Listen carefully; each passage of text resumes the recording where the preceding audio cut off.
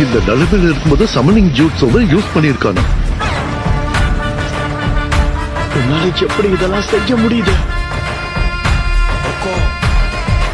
Tiger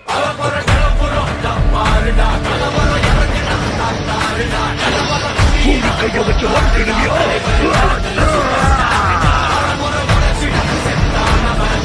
நம்ம வேலையை ஆரம்பிக்கலாமா?